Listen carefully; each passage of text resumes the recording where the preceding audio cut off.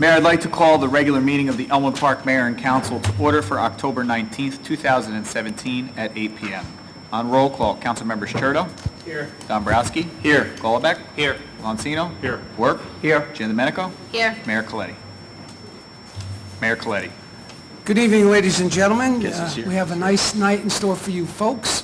But before we get started, we are going to honor a veteran in our series of honoring veterans. But let us first stand for our prayer and flag salute.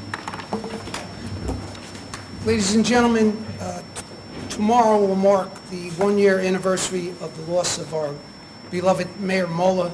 So can we please have a moment of silence in his honor?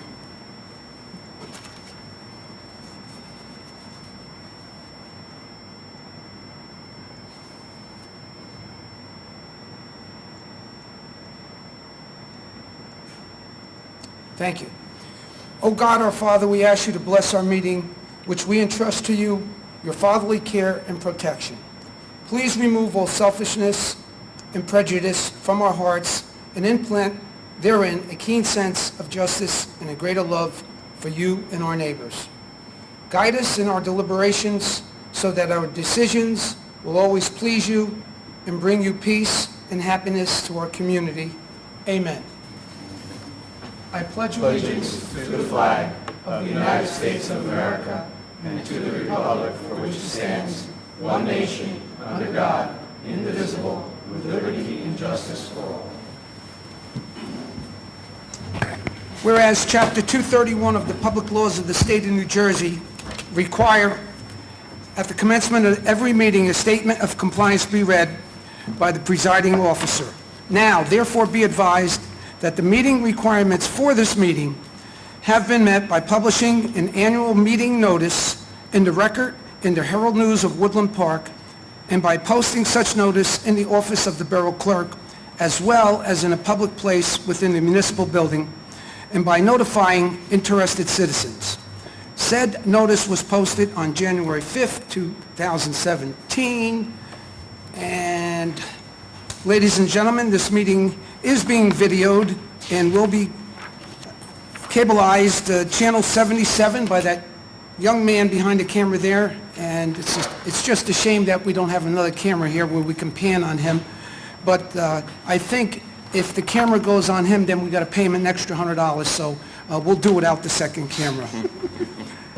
Channel 77 on Tuesday, 12 p.m., Thursday, 9 a.m., and Friday at 8 a.m. The video is also available on the borough's website at www.elmwoodparknj.us. Mr. Kazmark. Mayor, at this time, we'll move on to the approval of minutes, which we have for September 14th, work session minutes, September 21st, regular meeting minutes, September 21st, executive session minutes, October 5th, work session minutes, October 5th, executive session minutes. Motion to accept the minutes. So moved. Any discussion? Mayor, I'll have to pass on September 21st, the regular meeting minutes and the executive session minutes. I was absent during the meeting. Thank you. Mayor, I'm also going to have to recuse myself from the September 21st meetings as well as the October 5th due to my scheduled work schedule. I was away for those meetings. Thank you, Joe. Call the roll, please. On roll call, Councilmembers Churdo. Yes. Dombrowski. Yes, for September 14th. Golobeck. Yes. Lonsino. Yes. Work. Yes, for September 14th, October 5th. Giandomenico. Yes. Motion carries. Mayor, moving on to our first presentation tonight, we have the presentation of a mayoral certificate to veteran Lawrence Castiglia. If everyone would please rise as Mr. Castiglia is brought into the council chambers by the Honor Guard from the Elmwood Park Police Department and the Elmwood Park Volunteer Fire Department.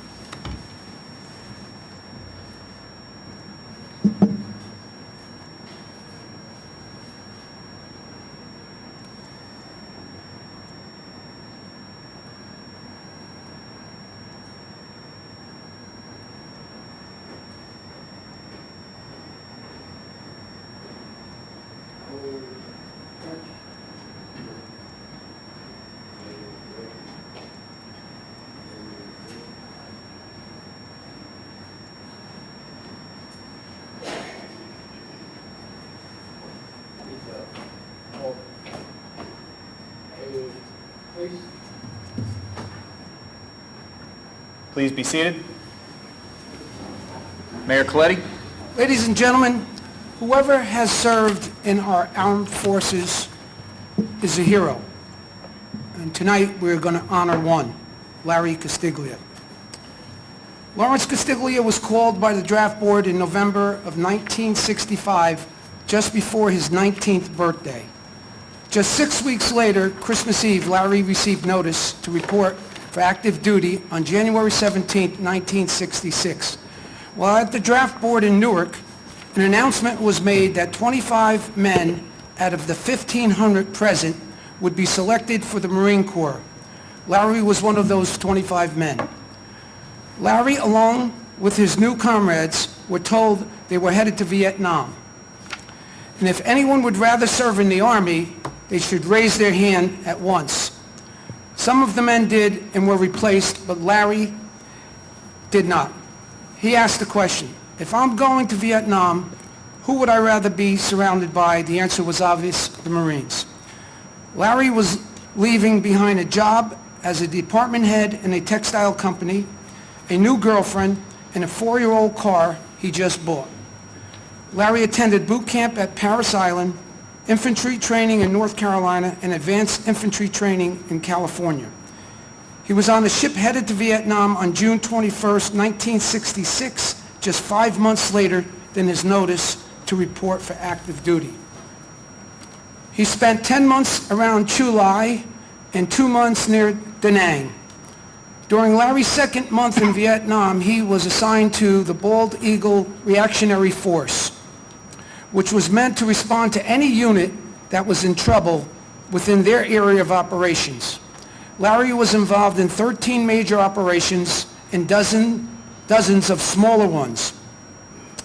Larry recalled that whenever he and his fellow troops flew into a landing zone, it was extremely hot with enemy gunfire arriving in the middle of a battle. Larry went on to places such as the DMZ, the Cambodian border, a Shuyu Valley, I hope I got that right, Marble Mountain, the Rock Pile, and Dodge City. Larry was awarded the National Defense Service Medal, Vietnam Service Medal, Republic of Vietnam Campaign Medal, Combat Action Ribbon, Presidential Unit Citation. He was honorably discharged on January 16, 1968, 2 years and a day after his initial enlistment. Larry Castiglia has served 28 years in this community, including 28 years on the Elmwood Park Planning Board, 28 years on the Elmwood Park Planning Board, and 6 years as a councilman. His service in these capacities underscores his achievements and dedication to others. Larry has been married to his wife of 49 years, Sandy, and a devoted father to his daughter Nicole and son Larry, and enjoys his 6 grandchildren. Ladies and gentlemen, Larry Castiglia.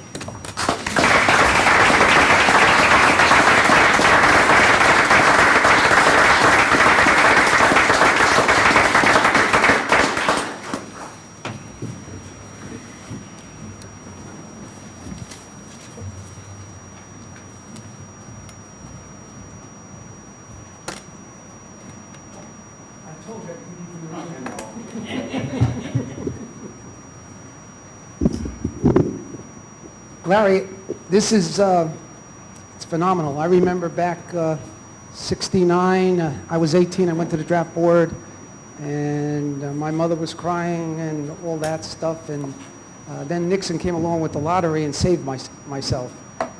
So the question I have, 5 months after you enlisted, they were sending you over to Vietnam? Went by ship.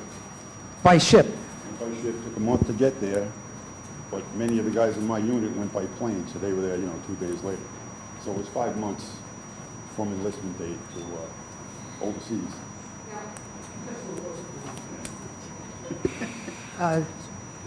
I always thought it was 6 months for the boot camp. Boot camp was cut because the President Johnson at the time, promised General Westmoreland a lot of troops quickly.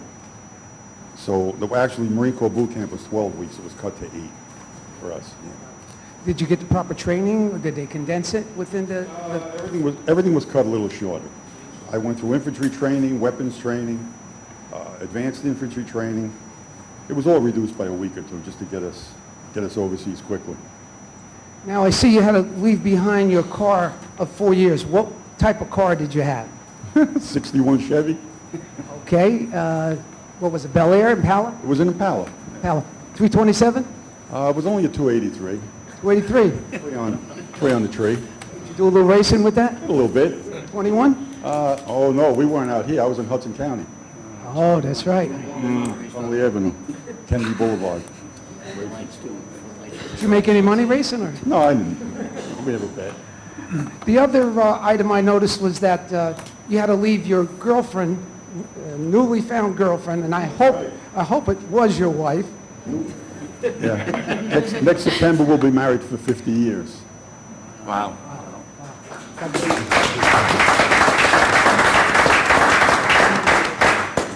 Imagine that, right? 50. I can see why you waited, though. Now, Larry, I wasn't there, so it's, I'm inquisitive. What was the scariest moment? I mean, once you first got there, I mean, you were in the United States 5 months before that, right? And maybe 3 years before that, you were still playing with cap guns and fake guns. Yeah. And now you're thrusted into this war that's going on, and Your first impression is that it isn't real, you know. And one story, I was on my 4th or 5th day in Vietnam. We were sent out on an operation, and the sergeant that was in charge put us all in a trench and sent me across the causeway to the other side to set up by myself. And I set my rifle up on its bipods in front of me, and I thought to myself, this is, I watched enough John Wayne movies, this isn't where I'm supposed to be. Now, this is only my 4th day in country, so I got up and I started to walk back across the causeway. No matter what he had said to me, I was going to go back and talk to him again. And I guess I got about a quarter of the way across when the shooting started from a hedgerow that was 50 feet in front of where I was sitting. So, of course, your first impulse is to zigzag a little bit. Like I said, I watched a lot of those old movies. serpentine. Run back, and I could feel the pebbles hitting the back of my legs.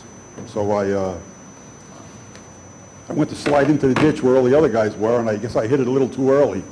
And I kind of stopped short in front of the ditch, and they had to reach out and grab me and pull me in. And they were hysterical at the time because these guys had been there for months already. And that's when it dawns on you that, yeah, this is This is for real. This is in the John Wayne movie. We got to get a little closer. Okay, now you've gone through that scariest moment in the 2 years and 1 month you were there, 25 months. What would have been? scariest of all. Yeah, where you really thought this was it. I was in mortars. I don't know if anybody's familiar with mortars. It's a large tube. You drop the round, it fires maybe 2,000 meters away, so you don't really see where it's hitting. But you have to set that gun up by a calculation that a squad leader is giving you. And the gun is usually on an angle, so the round gets propelled away from you. We were hit at night one time when we were out in the field. We were basically surrounded. And as we were setting the mortar up to fire, we never got a round off because the NVA was closing in so close to us that the mortar was straight up, so we'd be firing on our own position. So we had to abandon that, and I was with a guy that was there a little longer than me, and he took his .45 automatic out of his holster, and he set it on the base plate of the mortar. So naturally, I said, this isn't going to be good, you know? Something's going on here, more than I thought about it. I was only there a couple of months at the time. And he asked me to turn around and sit back to back with him. And I had a .38 at the time. I had an M16, but I also had a .38, which I took out and sat on my lap. And the feeling goes through you that, you know, this is it. But then luckily, you know, a lieutenant came running through and started yelling at us for sitting on our, and to get up and do something instead of just sitting there because, you know, we couldn't fire the mortar anymore, so get out on the lines. So that's what we did. I can't imagine being in a helicopter and going into, I guess you guys called it a hot LZ? LZ, a hot LZ, meaning that the Viet Cong and Vietnamese were, Yeah, we were reinforcement. Most of our operations, we were reinforcement, backup. So you got a call, you kept the pack made up at all times, enough supplies for 3 days, and you had to be ready to go in 15 minutes. And you didn't know where you were going or how long you were going, but wherever we flew into, you could see the smoke and the explosions as you were coming in. So that's where we landed. That's what our job was. We got a presidential unit citation for one of those operations. so you spent 25 months under these conditions. 13 months. Okay. A total 25 months in 24 months. 24 months total. Then you come home. And at that time, there was massive unrest in the United States. The war was not liked by a certain percentage of people. You had racial tension at the time. The United States was virtually imploding itself. What was that like, those feelings, like coming home after basically laying your guts on the line for the country? I flew into El Toro, which was a Marine air base in California. I didn't realize it at the time. You know, back in the 60s, you didn't go in through one of those gates, you know, like a tunnel that you walk from the plane to the terminal. You had to go down onto the tarmac and walk across the on the portable stairway. And I saw all these people. I saw it was roped off where we could walk to the entrance of the terminal, and I saw people on one side, and I thought that they were there to, you know, to welcome us home. And it wasn't like World War II or Korea. I saw a young woman with a baby in a stroller, and she was pushing it up closer to the ropes, and I thought she was going to say something nice to me, and I was trying to think what I would say back. And as I got up there, she spit on me. And a Marine guard pulled me away right away and forced me into the terminal. And when I got inside, and they didn't warn us about any of that, you know, coming home. We were like the first replacements. We were coming home in '67 already. Yeah, there was turmoil, and they didn't warn us, but I sat in the terminal. I was flying military standby, which is you get on. If the plane has one seat left, they'll stick you in there, or else you wait until the next plane. So I was sitting in the terminal waiting, and I noticed that people were sitting on the windowsills or they were leaning against the wall. And meanwhile, the seat on my left side and on my right side was empty. I wouldn't sit there. One city. Well, they, That was part of that generation. That's part of that time. That's the way it was. Things have changed since then, and I'm happy for that. The guys that have been at Desert Storm, and the country started to realize, you know, what was missing. So we've been getting a lot of respect since then, and you know, I guess it took a while to come around, but it's happening. they got it wrong, am I right? They got it wrong. What do you think about what's going on with this Pledge Allegiance to and the national anthem at these ball games? I didn't want to get into the politics that's going around today. I didn't want to get into any of that. All I wanted to say was, I wear this. I wear my hat. Whenever it's possible for me to wear these things, I do. And with everything that's going on today, I think the veterans, show yourself. Show who you are. If you don't have this kind of stuff, go out and buy it. Let the people see who you are. Let them come up and congratulate you like they do to me. Even if I get a nod at ShopRite, we're shopping on a Sunday morning, somebody will look over and they'll nod to me because they'll see my shirt or they'll see the hat. What's going on is not going to be corrected overnight. It's not going to be taken care of overnight. It's going to be a while. So meanwhile, just get your respect because it's still out there. There are people out there wanting to congratulate people. Guys come up to me and they say, welcome home, or thank you for your service, and I don't know how to return to them. I don't know whether to say, well, thank you also, or because they don't show anything. To all the vets, You know, put it on, you know, if you don't have the stuff, go out and buy it. Show somebody that you serve. Because they want to come up and say something to you, you know, but they just don't know. They certainly should. Larry, I had said to Larry said, am I going to have to say anything? I said, no. 1,000 words later, Larry. Ladies and gentlemen, Larry Castiglia, a true hero.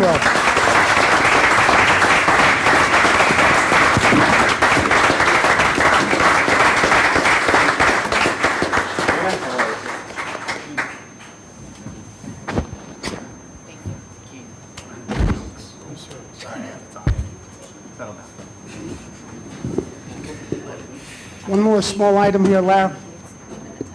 Mayor and council certificate. Yeah, I might have to start. sure.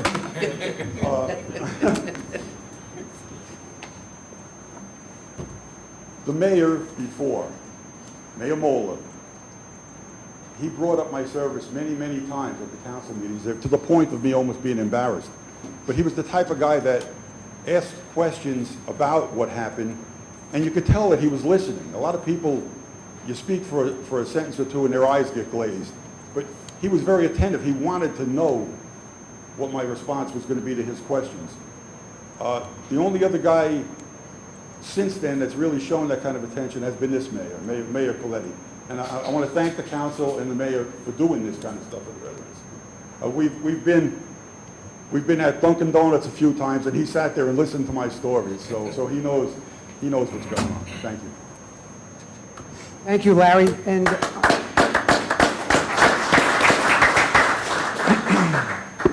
on behalf of the mayor and council, this is in gratitude and appreciation for your heroic military services. Congratulations, Larry Castiglia.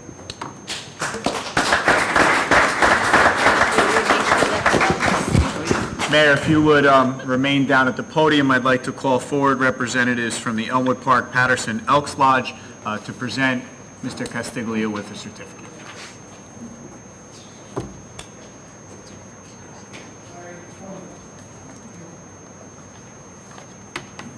On behalf of the Elmwood Park Patterson Elks Lodge, number 60, our Americanism Committee, in conjunction with our National Service Committee, we would like to say congratulations, and this is flag for your service, and thank you again.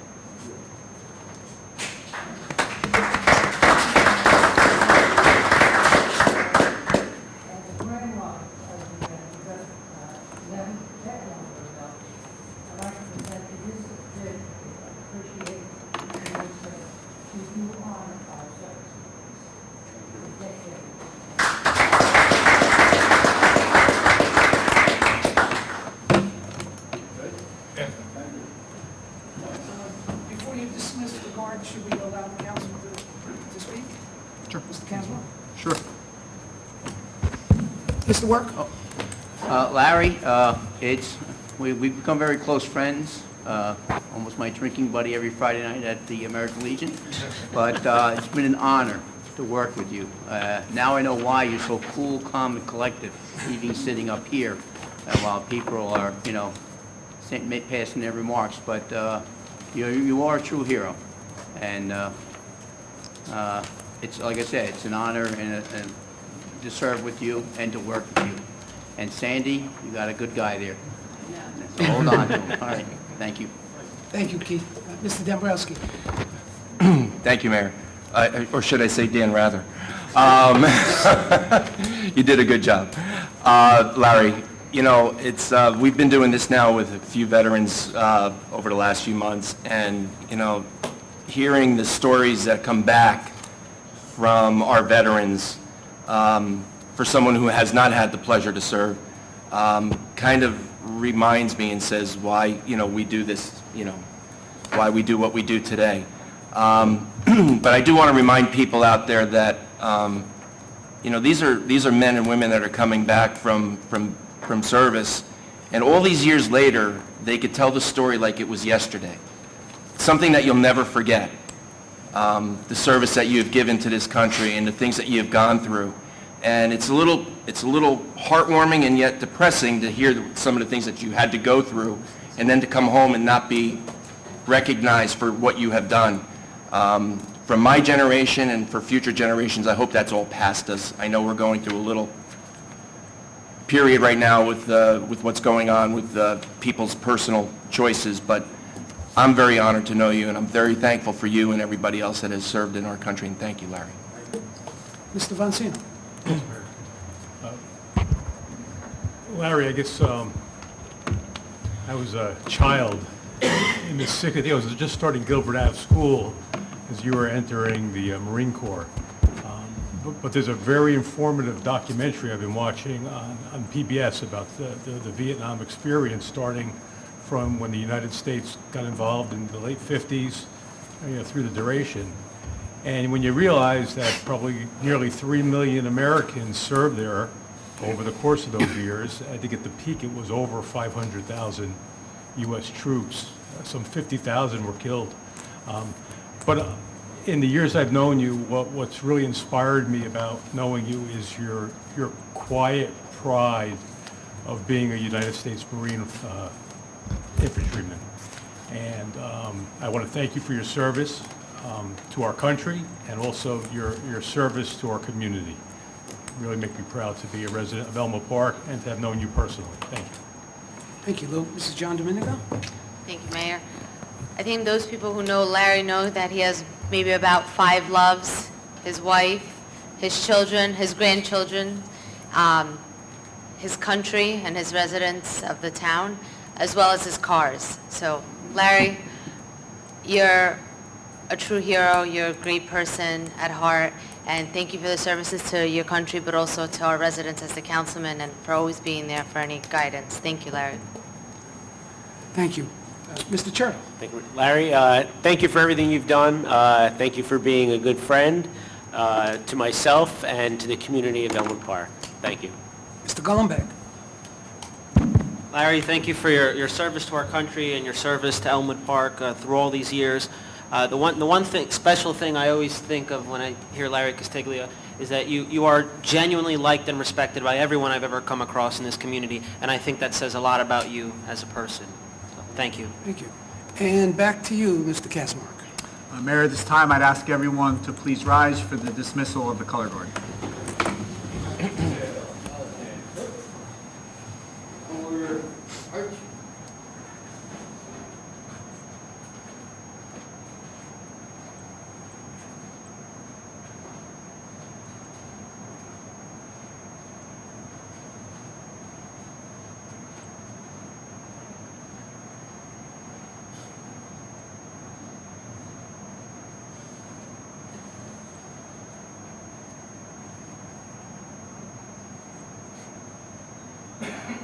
Please be seated. Mr.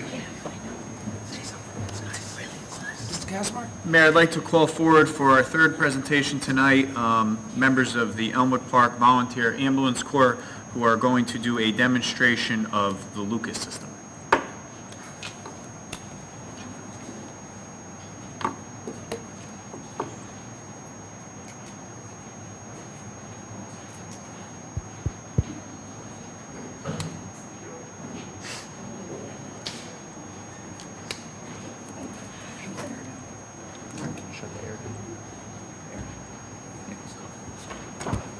Trying to freeze everybody out here? He's shutting off the air. The air conditioners? Oh, good. It's cold. Good evening, everyone. On behalf of the Elmwood Park Volunteer Ambulance Corps, we'd like to thank the mayor and council for buying these 2 Lucas. It is a CPR device that you actually does the compressions itself.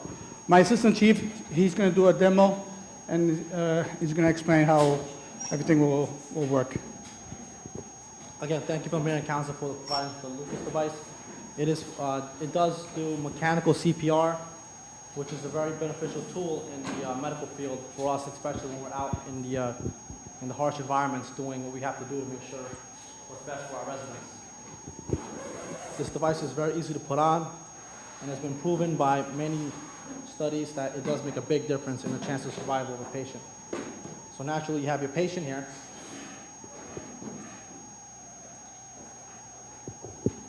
middle, you have a board device, which is going to snap right behind. And just keep in mind, during this whole duration of what I'm setting up, there is another EMT across from me, which is continuing the compressions up.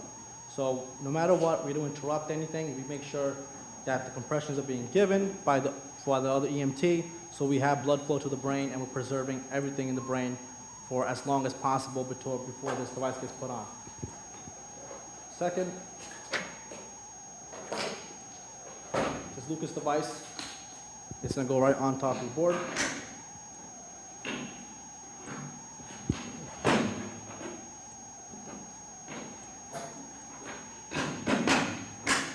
Clicks on. You're going to turn the device on. So this device is beneficial for all age groups, right? The only caveat is if it does not fit on the patient, then you can't use it. So majority of the patients, it does fit. Once it fits, you know you're good to go. After you turn it on, you lower it down to the patient's skin, right in the center of the chest. You're going to hold the second button. This machine is going to automatically measure the patient's chest, so it has the perfect accurate depth, so it's going to measure that automatically. So when we're in the field, we have different size patients and we're doing compressions, you always have in the back of your mind, am I going deep enough? Is this fast enough? But with this device, you know you're guaranteed to have that exact time, the exact compression rate, and the depth, and so you don't have to worry about it. Once right now it's already measured on the patient, all what's left is just press the play button, and you're good to roll. So this is going to do compressions until I pause it. Now it just freed up my hands to do many other things that I have to do for the patient, as in like the airway and other things.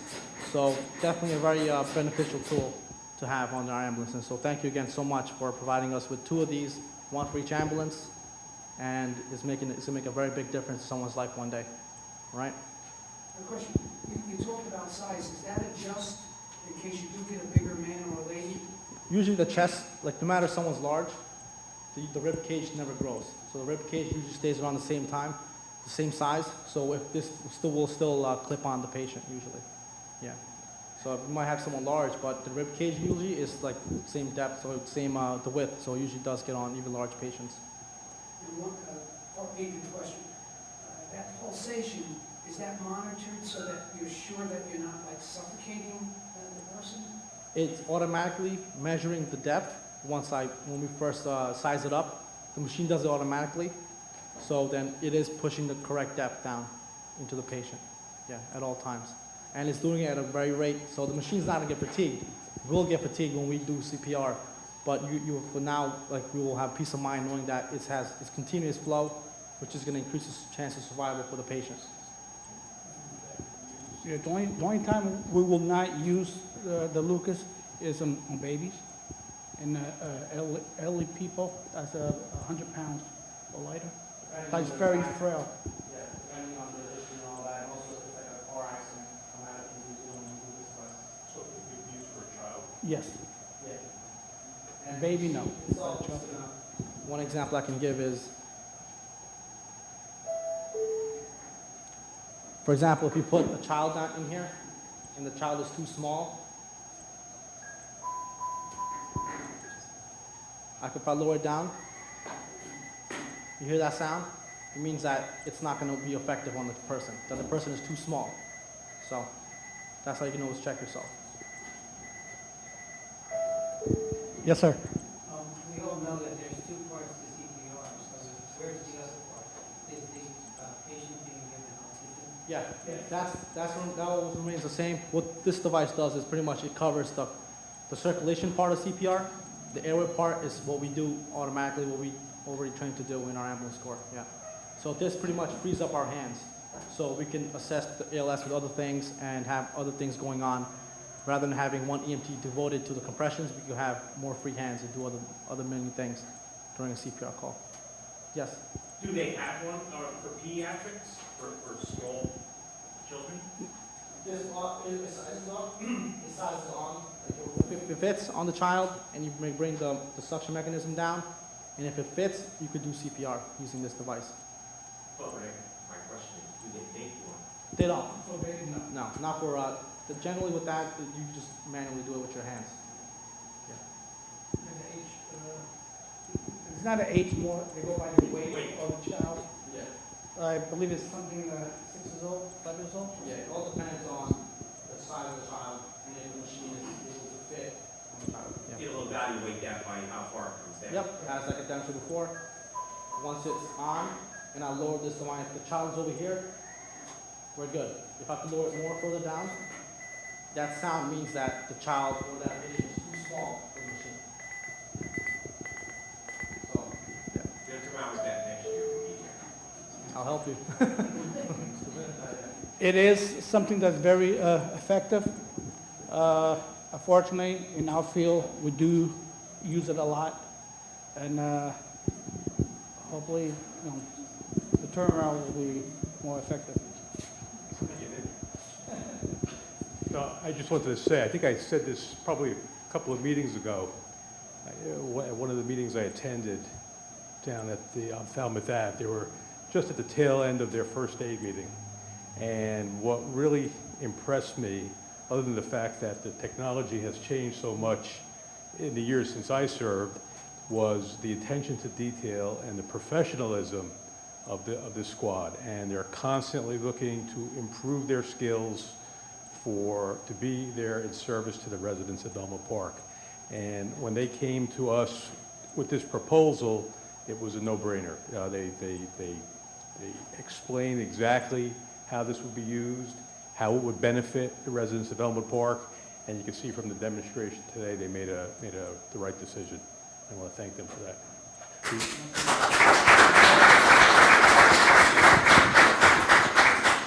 Again, thank you, Mayor and Council, for buying us the Lucas devices. CPR is a very big part, and I strongly believe, and recommend that at least one person in every family is trained in it. It makes a very big difference in the survival of the patient. And we do hold training at the ambulance corps all the time for these CPR classes, and make sure as many people as possible is trained in this life-saving and life-changing skill. So thank you again. Any more questions?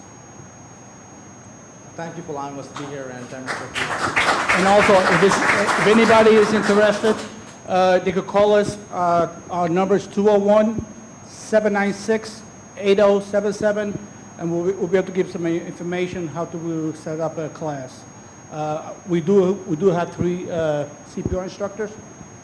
My assistant chief is one of them, and we either do in-house or we could go to the facility.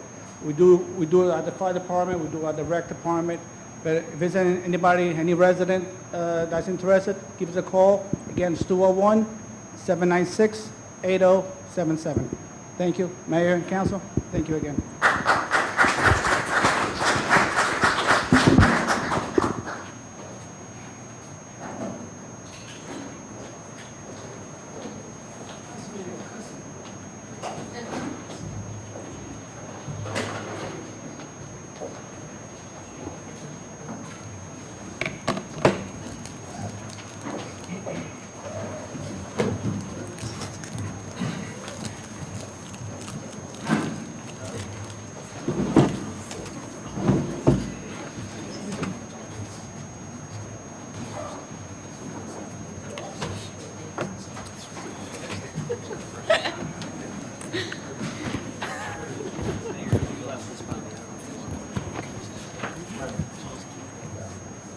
Mr. Casmark?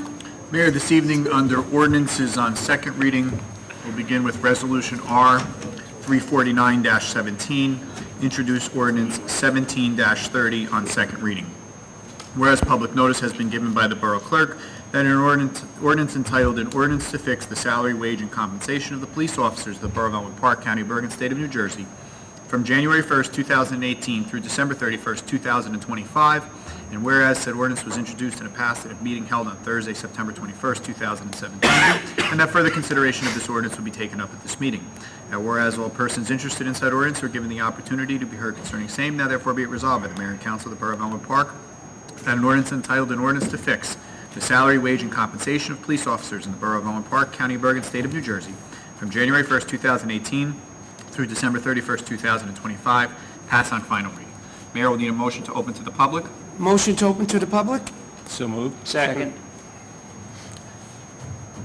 Anyone from the public here to speak on this ordinance? If not, I'll close the public portion. Motion on the ordinance? So moved. Second? Any discussion? Mayor, just for clarification, this is an ordinance that will set the salary ordinance for the duration of the PBA contract, which we just concluded negotiations on. The contract has previously been ratified, and once this is adopted, this will adjust the salary and compensation for the members of the PBA effective January 1st, 2018. Yeah, I would like to say that from the inception of the discussions to the end, they were amiable, to say the least. Both parties walked out of that room feeling like they won, and we all know that's how it should be in all cases. Call the roll, please. On roll call, Councilmembers Churdo, Yes. Dombrowski, Yes. Golubek, Yes. Bonsino, Yes. Work, Yes. Giandomenico. Yes. Motion carries. Mayor, our second ordinance tonight on second reading is Resolution 350-17, introduce ordinance 17-31 on second reading. Whereas public notice has been given by the Borough Clerk that an ordinance entitled an ordinance to amend Chapter 7 of the Code of the Borough of Elmwood Park entitled Traffic by amending an ordinance 7-26 thereof, and whereas said ordinance was introduced and passed at a meeting held on Thursday, September 21st, 2017, whom have further consideration of this ordinance would be taken up at this meeting. And whereas all persons interested in said ordinance were given the opportunity to be heard concerning same, now therefore be it resolved by the Mayor and Council of the Borough of Elmwood Park that an ordinance entitled an ordinance to amend Chapter 7 of the Code of the Borough of Elmwood Park entitled Traffic by amending ordinance 7-26 thereof, pass on final reading. Mayor will need a motion to open to the public. Motion to open to the public? So moved. Second. All in favor? Aye. Aye. Anyone care to speak from the public on this ordinance? If not, I will close the public portion. Motion on the ordinance, please. So moved? Second. Any discussion? Ms. Kazmark? Mayor, this ordinance is to relocate a bus stop on Market Street at the request of a resident. Unfortunately, folks using the bus were sitting on their property, and the police department went out in cooperation with the Department of Public Works, located a suitable location to move the bus stop, and this ordinance will set that new bus stop in place. Thank you. Call the roll, please. On roll call, Councilmembers Churdo, Yes. Dombrowski. Yes. Golubek. Yes. Bonsino. Yes. Work. Yes. Giandomenico. Yes. Motion carries. Resolution 351-17, introduce ordinance 17-32 on second reading. Whereas public notice has been given by the Borough Clerk that an ordinance entitled a capital ordinance of the Borough of Elmwood Park in the County of Bergen, State of New Jersey, authorizing the undertaking of various improvements to Birchwood Park in, by, and for the borough, appropriating therefore a sum of $175,000 and providing that such sum be so appropriated and shall be raised from a county grant and from the Borough Recreation Trust Fund. And whereas said ordinance was introduced and passed at a meeting held on Thursday, September 21st, 2017, and that further consideration of this ordinance would be taken up at this meeting. Now whereas all persons interested in said ordinance were given the opportunity to be heard concerning same, now therefore be it resolved by the Mayor and Council of the Borough of Elmwood Park that an ordinance entitled a capital ordinance of the Borough of Elmwood Park in the County of Bergen, State of New Jersey, authorizing the undertaking of various improvements to Birchwood Park in, by, and for the Borough of Elmwood Park, appropriating therefore a sum of $175,000 and providing that sum be so appropriated and shall be raised from a county grant and from the Borough Recreation Trust Fund, pass on final reading. Mayor will need a motion to open to the public. Motion to open to the public. So moved. Second. All in favor? Aye. Anyone care to speak on this ordinance from the public? If not, I will close the public portion. Motion on the ordinance. So moved. Second. Any discussion? Mayor, through you, this is an ordinance that will place the funding mechanism for the Recreation Department to rehab Birchwood Park with new playground equipment. We did receive a grant of $49,100 from the County of Bergen Open Space Trust Fund program. The balance of it will be funded through the Recreation Trust Fund here in Elmwood Park. Once again, we're on a 5-year plan with our parks and recreation areas. We try to merge that into available grants to save the taxpayers of Elmwood Park. So this, once again, is in that vein, and the park itself in the very near future will be started to be renovated. Call the roll, please. On roll call, Councilmembers Churdo, Yes. Dombrowski. Yes. Golubek. Yes. Bonsino. Yes. Work. Yes. Giandomenico. Yes. Motion carries. And our final ordinance tonight on second reading is Resolution 352-17, introduce ordinance 17-33 on second reading.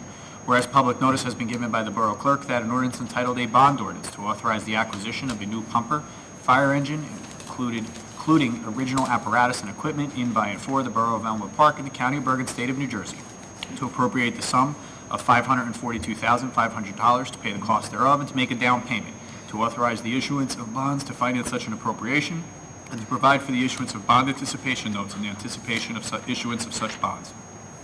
And whereas said ordinance was introduced and passed at a meeting held on Thursday, September 21st, 2017, and that further consideration of this ordinance will be taken up at this meeting. And whereas all persons interested in said ordinance were given the opportunity to be heard concerning same, now therefore be it resolved by the Mayor and Council of the Borough of Elmwood Park that an ordinance entitled a bond ordinance to authorize the acquisition of a new pumper fire engine, including original apparatus and equipment in, by, and for Borough of Elmwood Park in the County of Bergen, State of New Jersey, to appropriate the sum of $542,500 to pay the cost thereof, to make a down payment to authorize the issuance of bonds to finance such an appropriation, and provide for the issuance of bond anticipation notes in anticipation of the issuance of such bonds, pass on final reading. Mayor will need a motion to open to the public. Motion to open to the public? Second. All in favor? Aye. Anyone from the public here to speak on this ordinance? If not, I will close the public portion. Motion on the ordinance? So moved. So moved. Any discussion? Mayor, okay.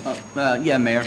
The reason why we're moving on purchasing or getting bond loans for this truck this year is it's going to save us $47,000 to $53,000 instead of waiting until 2018. So I think it's a smart move. It's saving the taxpayers money, and we'll have the equipment much sooner. Thank you. Anybody else? Yes, Mayor. Mr. Dombrowski. Yes, I just wanted to say that to the public that our fire department, as well as our ambulance corps, which is a volunteer service, they are looking out for our residents, and I congratulate Chief Sulik and I congratulate Chief Shadwell for bringing this to us, this opportunity to do it now versus next year and actually save this money. It may sound like small amount, but at the end of the day, our volunteers are not only looking out for the residents' valuable, homes and things, they're also looking to save us tax dollars. And again, gentlemen, I thank you very much for bringing this forward to us. Anyone else care to speak? I would just like to say that these pieces of equipment, they have a shelf life. The present piece has reached its shelf life, and it becomes a matter of diminishing returns. The repairs on these apparatus are very expensive, so it kind of like correlates itself with the shelf life to where it is a smarter financial move to buy a new rig, and also we, by law, once the rig reaches that shelf life, I'm sure I'm not sure if it's 20 years or 22 years or 25 years, but when it reaches that point, then we have no choice in the matter. So these are all these elements are coming together, and that's why we're doing the replacement of this rig. Call the roll, please. On roll call, council members Churdo, As a member of the Elm Park Fire Department, I will be recusing myself from this ordinance. Dombrowski, Yes. Golovic, Yes. Monsino, Yes. Work, Yes. Giandomenico. Yes. Motion carries. Mr. Kazmark, we're going to allow our cameraman here to change the film, and we're going to take a small, brief break. We will be right back. We are back. Mr. Kazmark. Mayor, we're going to continue on with number 9, which is the consent agenda. We have Resolution 353-17, payment of bills, 354-17, confirmation of payroll. Resolution 355-17, authorization to purchase E1 pumper for the fire department. Resolution 356-17, authorization to purchase sewer jet for the Department of Public Works. Resolution 357-17, execute agreement for debt obligations with Lurch, Vinci, and Higgins LLP. Resolution 358-17, authorize refunds for the Recreation Department programs. Resolution 359-17, resolution relocating the New Jersey Transit bus stop. Resolution 360-17, appoint volunteer firefighter Christian Mendoza to Company 3. Resolution 361-17, authorize additional funding for special legal counsel with the Police Department. Resolution 362-17, authorize purchase of an all-inclusive playground equipment from the Recreation Trust Fund. Resolution 363-17, approve coin toss event for the Elmwood Park Volunteer Ambulance Corps. Resolution 364-17, appoint an after-school program substitute for the Recreation Department.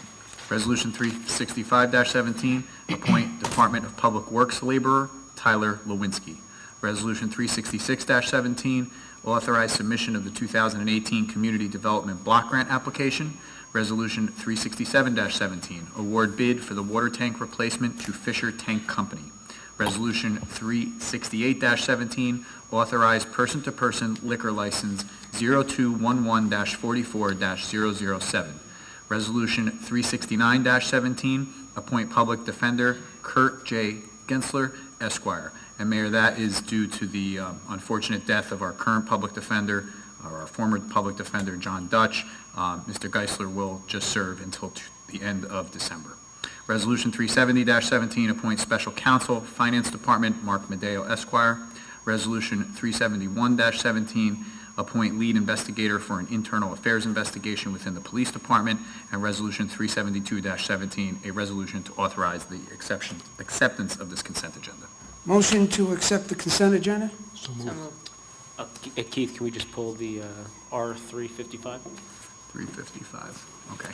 Any So Mayor, if we could amend the motion to exclude Resolution 355-17, which we will vote on as a separate matter. Do we need a motion on that? So moved. Second. All in favor? Aye. Motion to accept the consent agenda once again? So moved. Second. Any further discussion? Mayor, I'd just like to say on R 356-17, which is the purchase of the sewer jet, at the request of myself and Councilman Golombek, and we suggested that we look at opportunities outside of purchasing one, maybe sharing one with another community, or looking at alternate services that can do it on an emergency basis. And as you know, Councilman Golombek and I are the minority, but the majority here did accept our request, and we did vet it very, very strongly. We looked at all of these options, and at the end, we all agreed that it is the best thing for this community to go out and purchase one. But I wanted to say I thought it was very well done with this mayor and council in vetting this whole process and coming to this conclusion, and I congratulate all of us on this particular purchase. Thank you for them kind words, Mr. Dombrowski. Any further discussion? Call the roll, please. On roll call on the consent agenda, absent Resolution 355-17. Councilmembers Churdo? Yes. Dombrowski? Yes. Golombek? Yes. Monsino? Yes. Work? Yes. Giandomenico? Yes. Motion carries. Resolution R 355-17, authorization to purchase E1 Typhoon pumper for the fire department.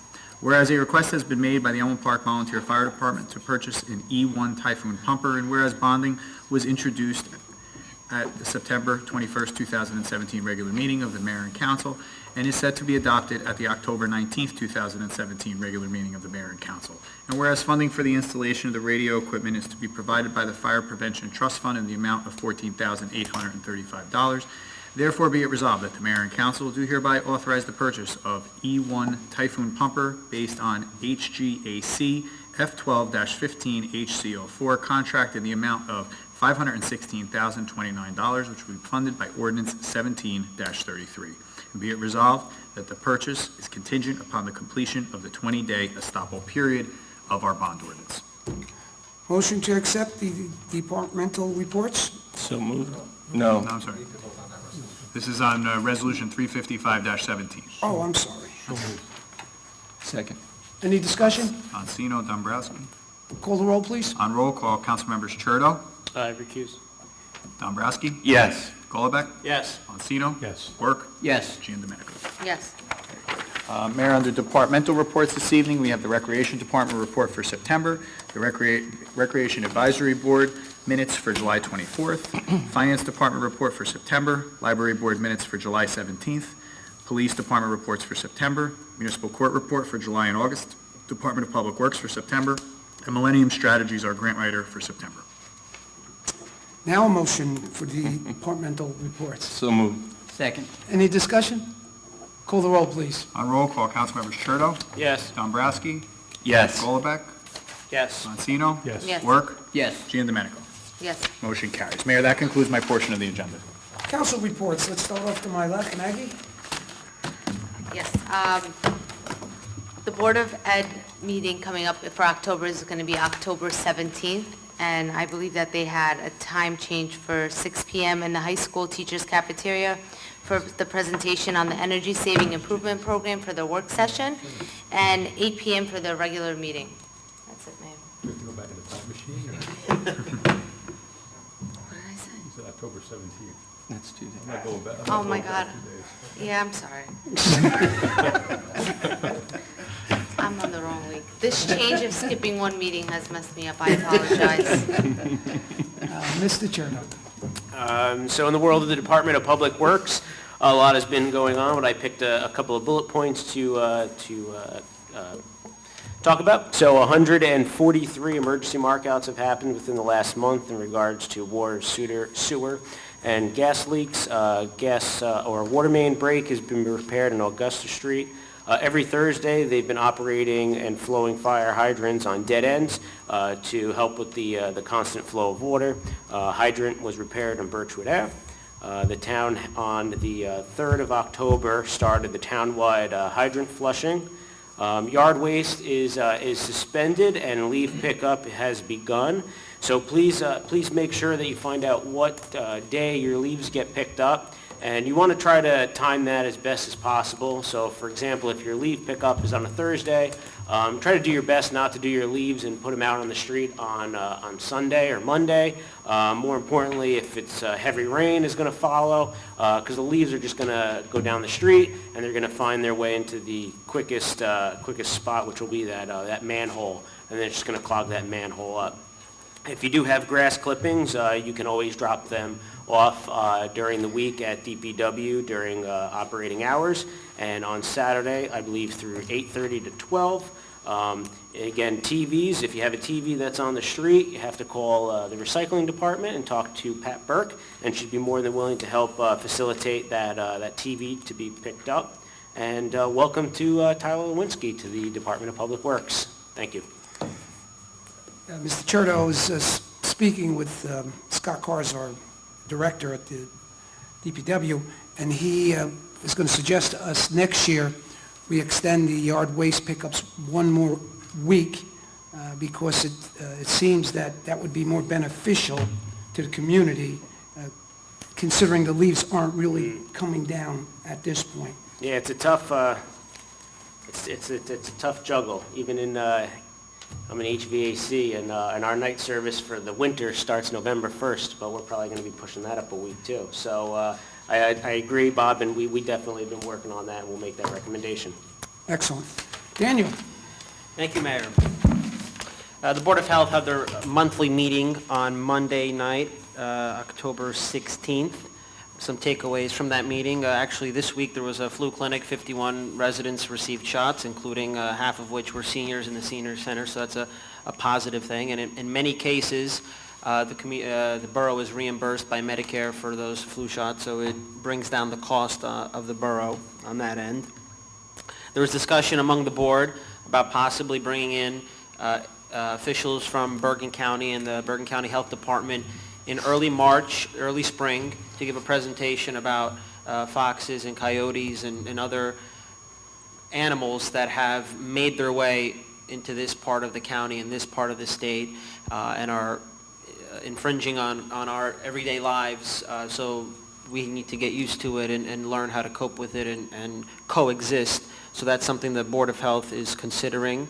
The second rabies clinic of the year will be Wednesday, November 29th from 5 to 7 p.m. at Fire Company Number 4.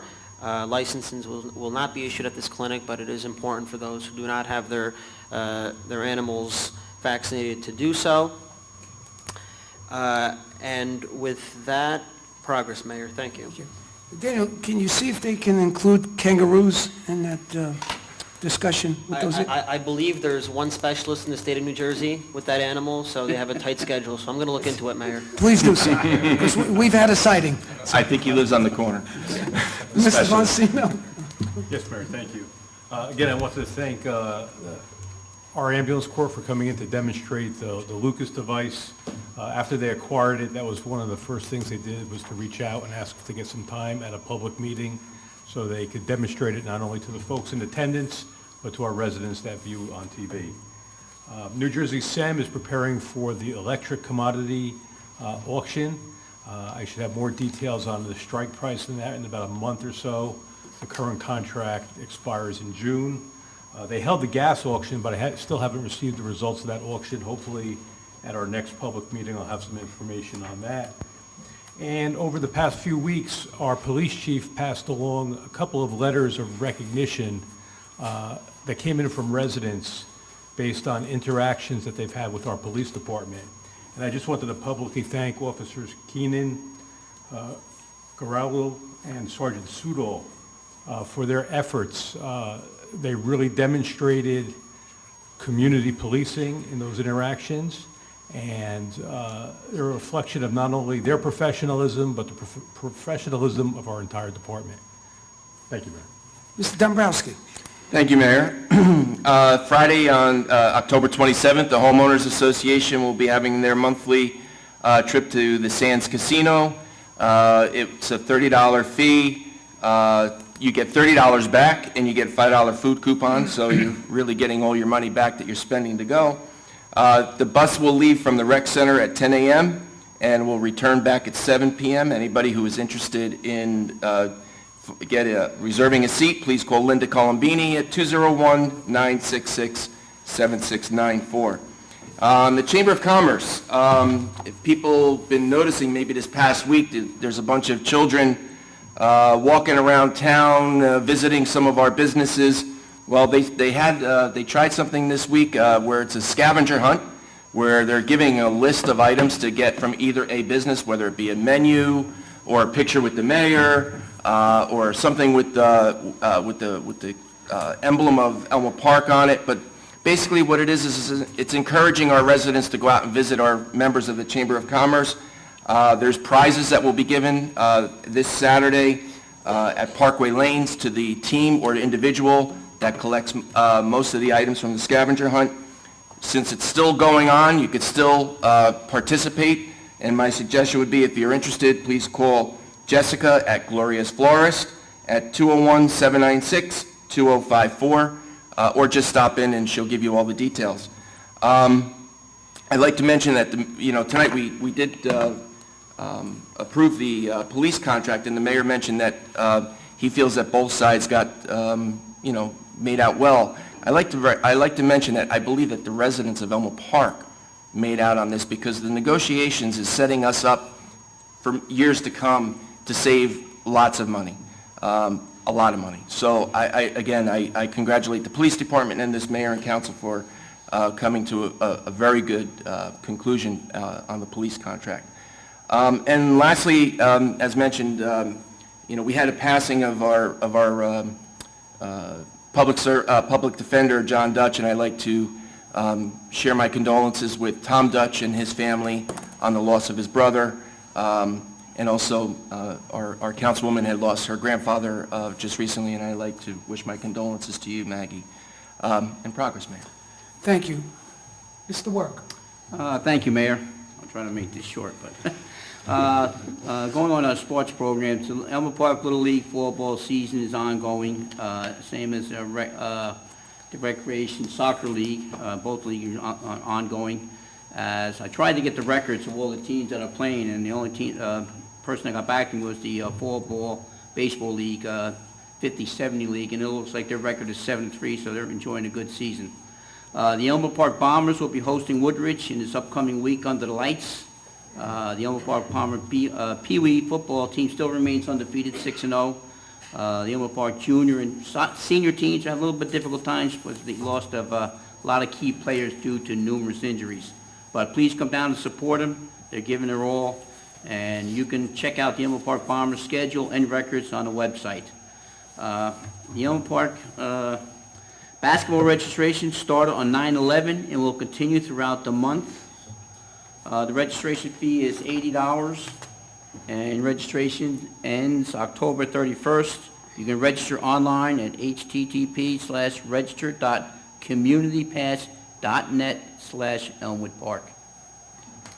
Also, the Elmwood Park Recreation Department will be hosting a Halloween costume parade and dance on October 26th at the Recreation Center Gym at 6:30 p.m., going right to 8.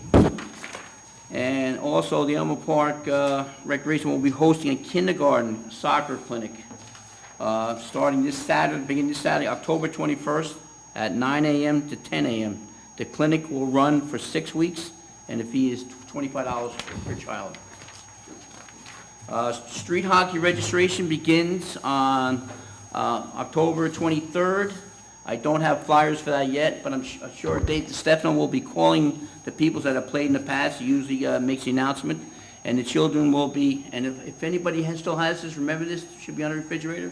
Look on the back, and it says, right, street hockey registration begins on October 23rd. So children will get to enjoy the new outdoor street hockey rink, and especially with the nice weather we've been having, I think we'll be able to see a lot of hockey outside. As far as the parks, as you've heard, well, the Wall Avenue Park is completely finished as the grand opening was held and was seen in this week's Shopper. As you heard also, the new park on the agenda was Birchwood Park that will be equipped with the playground equipment, and it's going to be resembling castles. The Recreation Department plans to start early next spring, and as you heard, we passed the second reading for the bond ordinance for the sum of $175,000. And as you also heard, we received grants in amounts of $49,100 to save in the cost of this park. These grants were received from the Bergen County Open Space, Recreation, Floodplain Protection, Farmland, and Historic Preservation Trust Fund. Whew, that's a long one. The Elmwood Park Recreation Department will also be purchasing, as you heard, we'll be purchasing ADA compliant playground equipment at a substantial savings. Basically, it's about 40% off the cost of what this equipment would cost. The Elmwood Park Recreation Department will be with the backing of the Recreation Advisory Board, is looking to add an all-inclusive playground equipment at the Cherry Hill Park that will allow handicapped autistic children to play in this park. The Elmwood Park Recreation Department, along with Let Them Be Little organization, are working together to secure grants for this project. We will have the opportunity to apply for additional grants with the aid and assistance of the Let Them Be Little organization. So I'd like to thank Jeff Leader for his assistance with that. The fire department, as you heard, fire department submitted their proposal, and Mike Sulik and Chief Shadwell, this is some proposal. They did their homework, 28 pages. I want to thank them for this detailed proposal. And like I said, this allows us to save money in purchasing this truck this year instead of waiting for 2018. As you also heard, we're securing the new radio equipment for the E1 Typhoon pumper truck, and this funding will be paid for by the Fire Prevention Trust Fund. And I would also like to welcome Christian Mendoza to Fire Company Number 3. So welcome aboard to excellent fire department. And on my last note, last night, I'm on a Hall of Fame committee, and we honored some people last night, and it was, you want to hear a lot of good things about Elmwood Park, go to one of these dinners. These people are proud to be from this town, they're proud to live in this town, and we had 220 people last night, and it was phenomenal.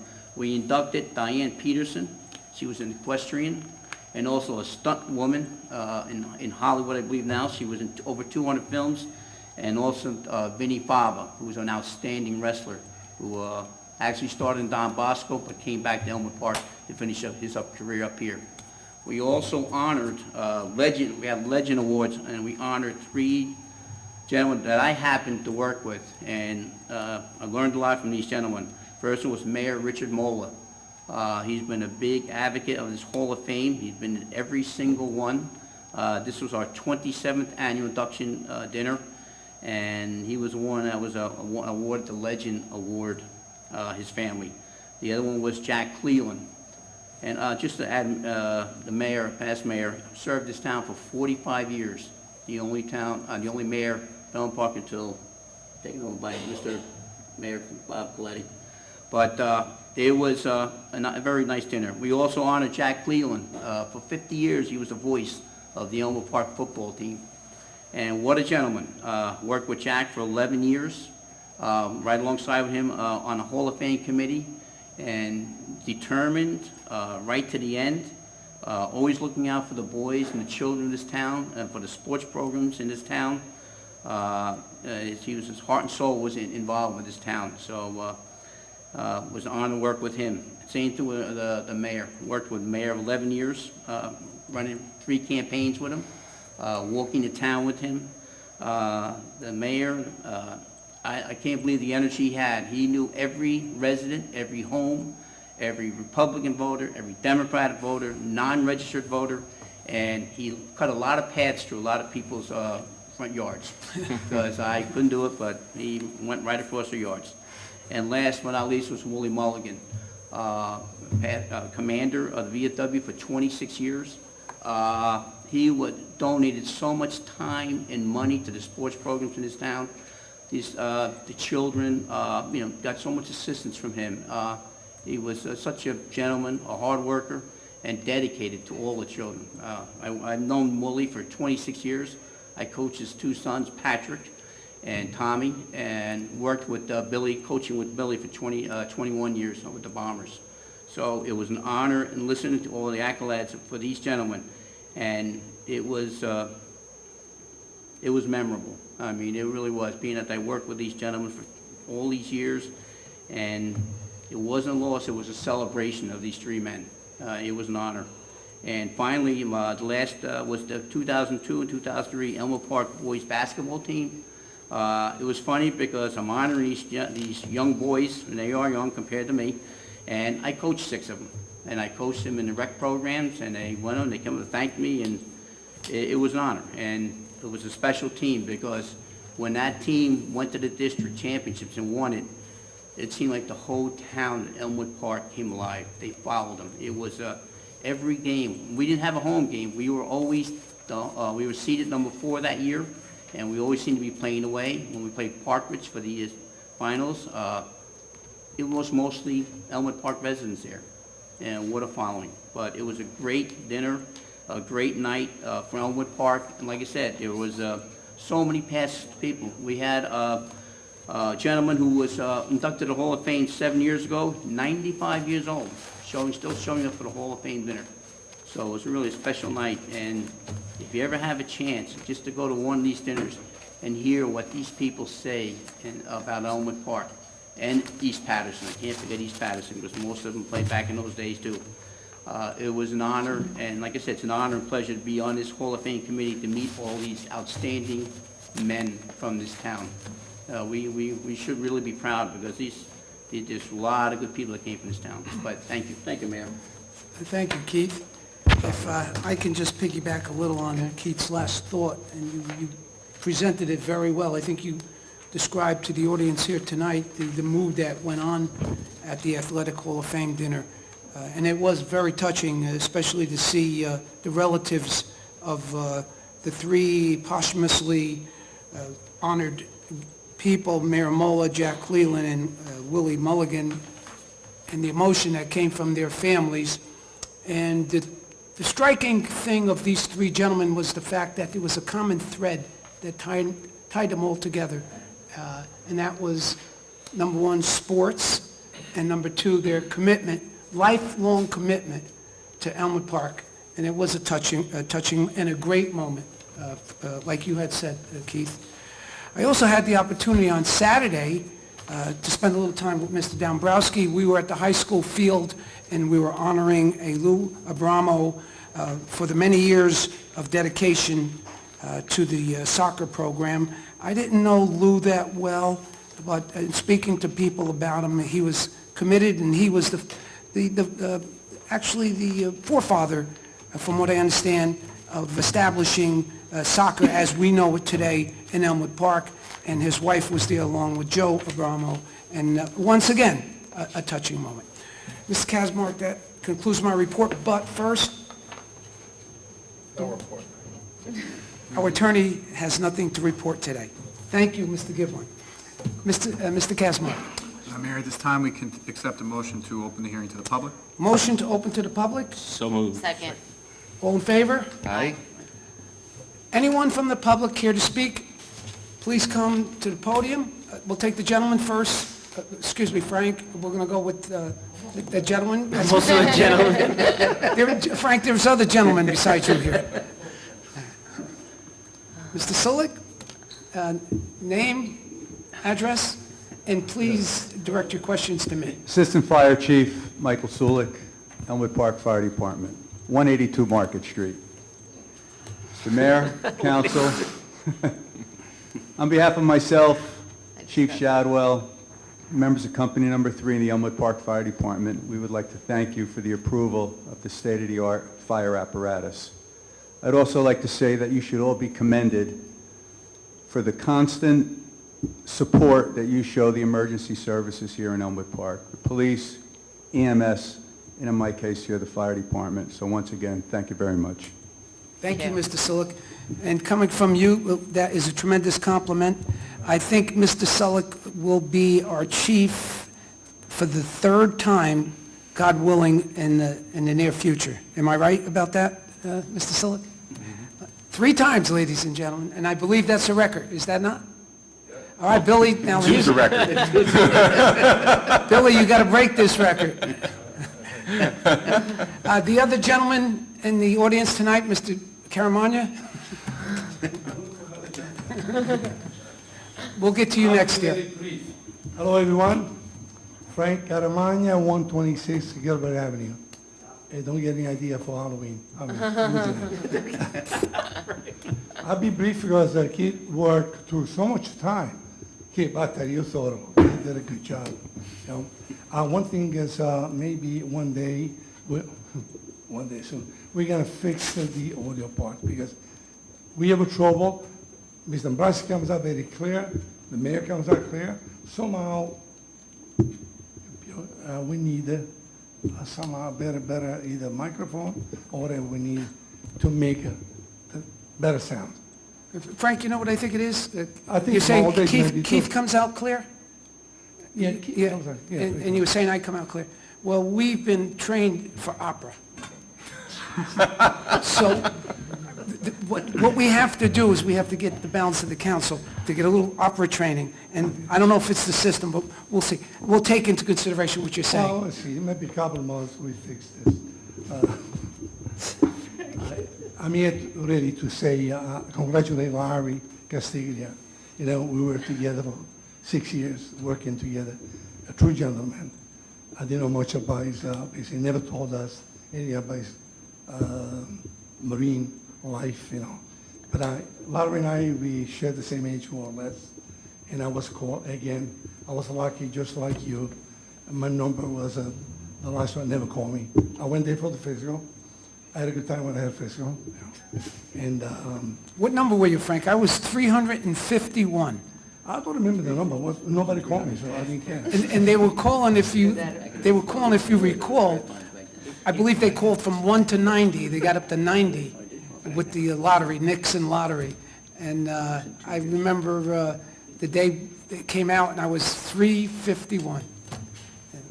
Yeah, it called me at the time when I just got married. You know, sacrifice, you know what happens. And no problem, you know, just, but then they told we call you, that's okay. Oh. And also, you know, talk about Larry, Larry was really, during the time we were served together, he was one of the few, really, they allowed me to tell everybody, please, allow Frank to talk. You know what happens when we're in the back? Everybody wants to get to the flag as fast as possible. Larry was good. When he was president, he slowed everybody down, and I was able to say a few words. Then I wish everybody, I'm not going to say the outside, I don't want to be political, but I have to say one thing. Thank you for removing the sign, the street sign, on Gilbert Avenue. We already have a sign, says 8 to 10, no parking on that side.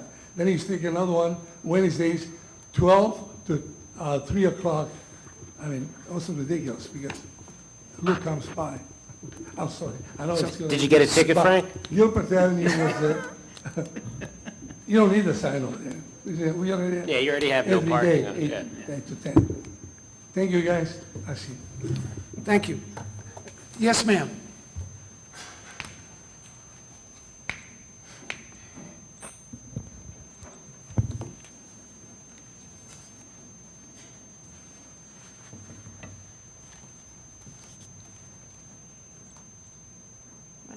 Nancy Baker. I live in Rochelle Nancy, bring it Park. close, please.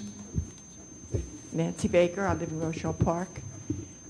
You probably don't remember, I was here in August.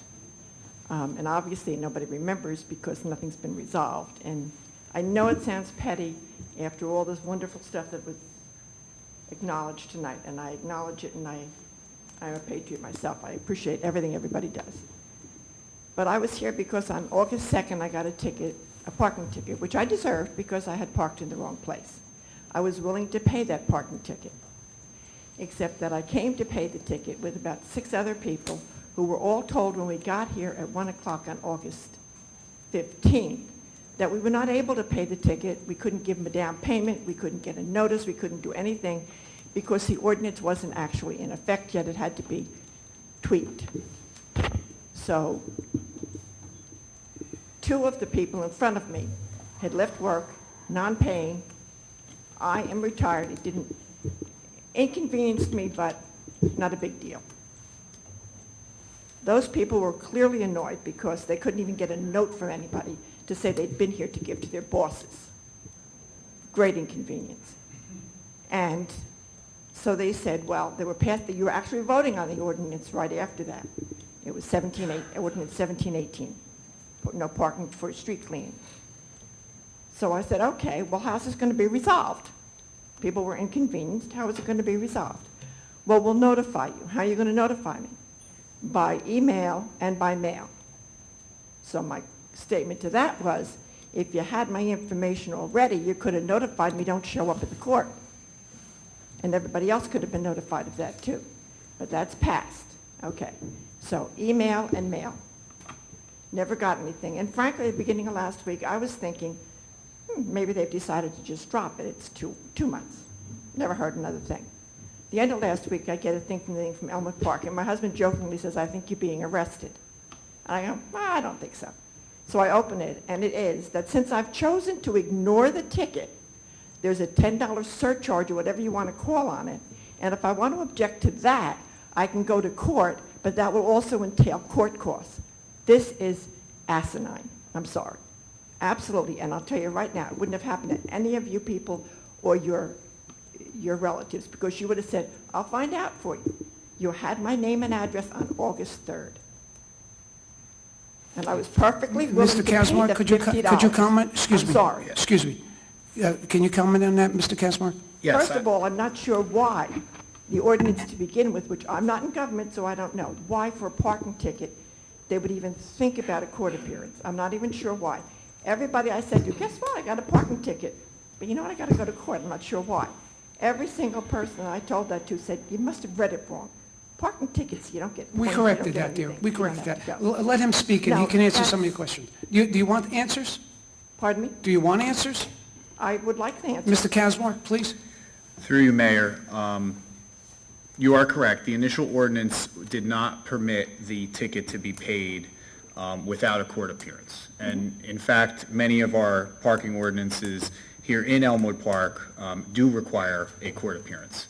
Can I ask a question then? I can't speak to why some do and some don't, because some of these have been in the ordinance book and on the books for decades. So I can't speak to each ordinance why and why not it does or does not require a court appearance. That said, when the first round of tickets were given out, we held a meeting, took back the idea of making it a payable offense to the mayor and council, and they quickly reintroduced the ordinance and then subsequently adopted the ordinance a month later to allow it to be a payable fine. What we could not do was advise the public during the course of reintroducing and re-adopting the amendments to the ordinance as to whether or not the state would allow us to treat the folks who were issued tickets prior to the adoption of the revised ordinance with making those tickets payable.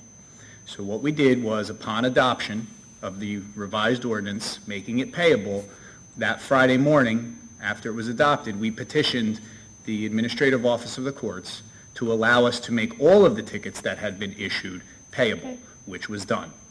Folks were, I can't speak to the email comment that you made, I but I don't can have a tell you that computer. every parking ticket who was issued for street sweeping was sent through regular U.S. Postal Service mail, a notification advising them of the change and that the offense was payable online. I would find, I'm not saying that you're not telling the truth of what you have been told and you were advised. However, I find it really hard to believe that when I have lived in the house I've lived in for 55 and a half years, and around the corner for 23 years before that, so I'm just saying 55 years, that one piece of mail didn't get to my house. I find that very difficult to believe. What I can say is that I have spoken... And I would like to know whether you can show me in some place where that was issued by mail. Well, I think the notice can be regenerated off the court system. Because I guess saw, in the I was privy to, I mean, obviously did not read every one, they're prepared by a different office, but I was privy to seeing the stacks of notifications that were picked up by the post office to be mailed out to Okay. each and every one of those individuals. Okay.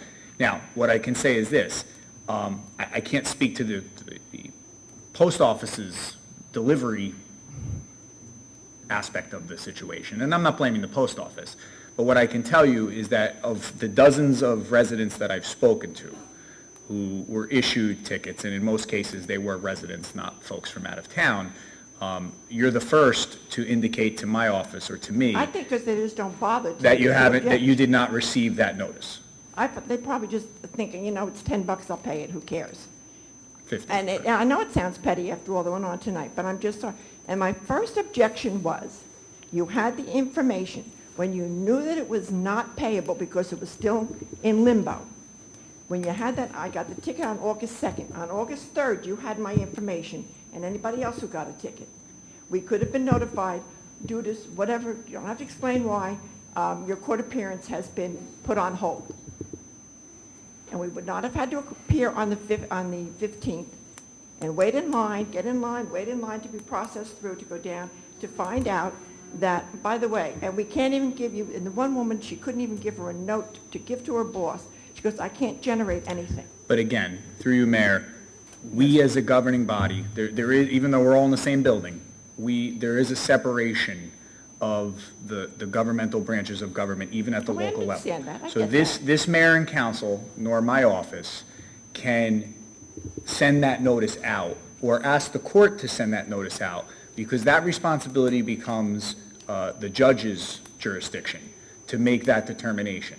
And until those tickets were presented, and I'm talking process here, I understand that, but until those tickets were presented to the judge on that particular court date, he could not make the determination to adjourn those cases until the time came that the mayor and council decided what they were going to do in changing the ordinance. So I realize that it's a frustrating process, but there are rules that we have to follow. It's not always frustrating. I would think it's unethical, because if I had appeared then and went before the judge and he said, well, you can't pay it, I would have had court costs.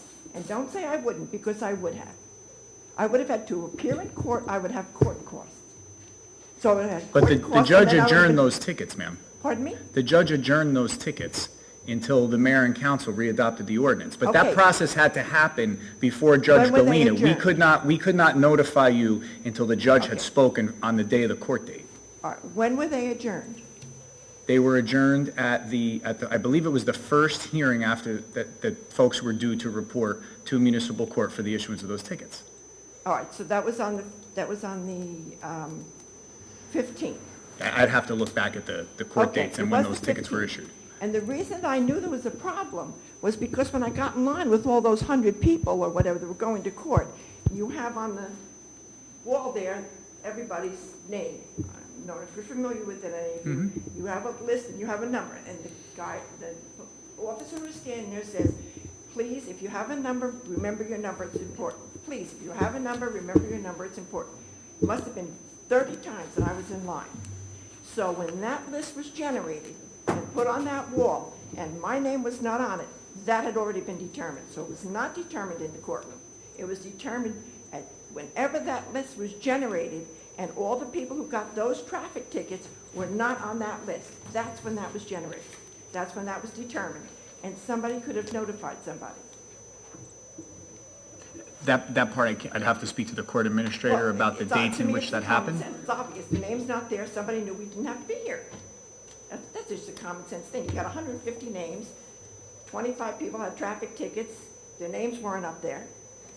So obviously, somebody had determined prior to that date that they'd have to be, and I know this sounds petty, Well, there was but there was a specific date set up for only those folks who were issued those it types had of to be tickets. before the 15th, because our names were not on the list. I'm just talking common sense. If my name's not on the list, somebody determined before the 15th, I don't care if it was... And you would have been notified that it was adjourned to the date in which No, all of I- those folks were expected to Now appear you're for that telling me it was violation. the second piece of mail that I was Well, returned. now I'm starting to wonder if there's a pattern No, here, because actually. 5 or 6 other people showed up also. So May- nobody was may I- notified. Nobody May I was make a notified. recommendation that if you, And that's what my... it seems like, It excuse sounds petty, me, but dear. it- Dear, we've been listening to you for 10 minutes. All right. What I would recommend, and there seems to be some holes here that we cannot resolve here tonight, I would recommend some of these questions that you get resolved by the court clerk.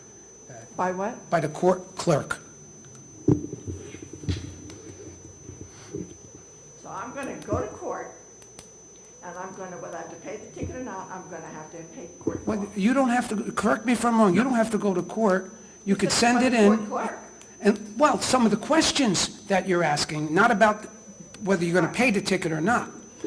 There's some questions here, because of the timeline, can't be answered. And I think if you want to get accurate answers, we should get to the people that have the answer to the question. The point is that I did the park, I was there 10 minutes maybe, unfortunately, in Zappo, I got caught. Okay. I came in and I said, I'll pay the ticket. I did it, I did the deed, I'm fine. I'm willing to pay the $50, stupid move, willing to pay the $50. And for you to say, to tell me that, and this may be misinformation that's given to you, that people, everybody was notified that this was going to be before the court date. There were 5 or 6 other people there with me, with the same ticket for parking. And we were all discussing, it was the same thing. So people in general were not notified, and that's what my objection is. but there were- That there were- It's not a general notification, sorry, but this has been delayed. Don't show up for court. Ma'am, what I suggest is if you'd like to talk further about this, let's arrange an appointment in my office, and we'll go through this whole ordeal again, and we'll create a timeline if you want to fix some of these questions that you might have. But this isn't the time or place right now, other than you bringing it to our attention. We want to thank you very much. Your attention, I know it's not the court, but I know if I was going to bring it to the court's attention, I would have had a court cost. And please don't say that I wouldn't, because I would have. But through you, Mayor, the court administrator is here from 8:30 till 4 o'clock every day. So just for you to interact with her and ask some of these questions of her, which she can easily pull up with a few clicks on a computer without going to court. You can speak to her. Her name is Debbie Zafante. I'd be glad to put you in touch with her, that you can speak with her about some of these questions. And that does not require a court appearance for you to have that conversation. Okay, and I will tell you now, whatever you want to do about it, I don't really care, because now when I was willing to pay the $50, I'm fine. Now, as you can tell, I'm a little ticked off. The original $50 ticket, I'm willing to pay. I will not pay another dime to anybody, and if you want to issue a I thing for my believe you arrest, could, go right ahead. as far as I know, and I have no reason to believe this is not accurate, you could go home tonight, go online, pay the $50, and this would all be over with. Okay, now that's another thing, that people are not listening. This is the 4th time I'm telling you, I do not do a computer. I told you that last time. Then you can come I here. told you that 10 minutes ago. You can come here tomorrow. I do not do a computer. You can come here tomorrow with $50. At the bottom of the stairs, right outside the council chambers here, is the court window. They will be happy to accept your payment. Okay, thank you. Thank you. Okay, but my point again is that I said... Ma'am, we have to I told move you on. I didn't have a computer and you're telling me... We have a 3-minute time limit, and we gave you 10 minutes. So, anyone else care to speak?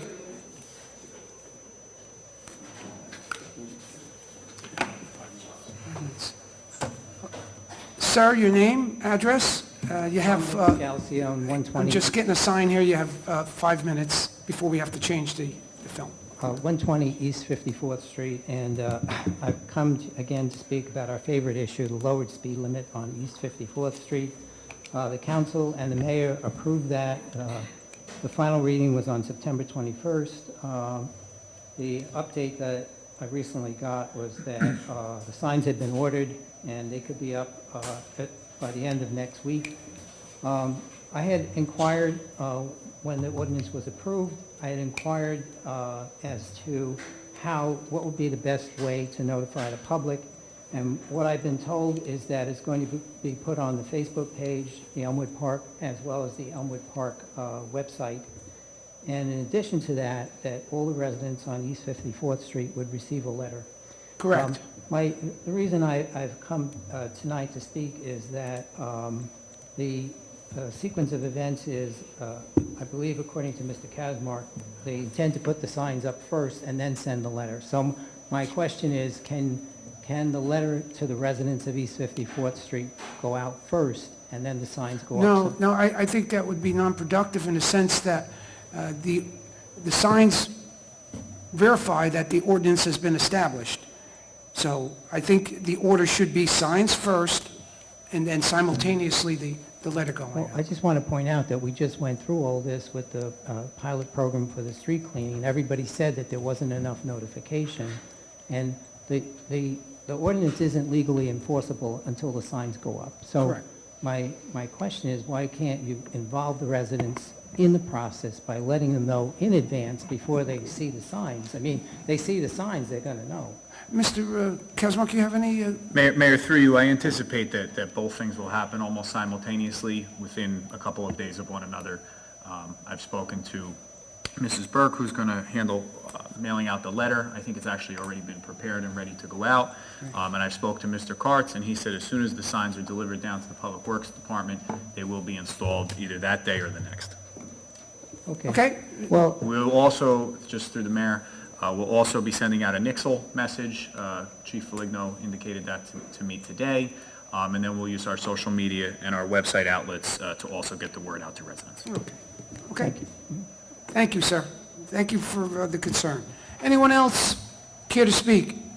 If not, I will close the public portion. So moved. Second. All in favor? Aye. Mr. Kazmark? Mayor, take a motion to adjourn the meeting. So moved. Second. All in favor? Aye. This meeting is adjourned. I might have jumped the gun.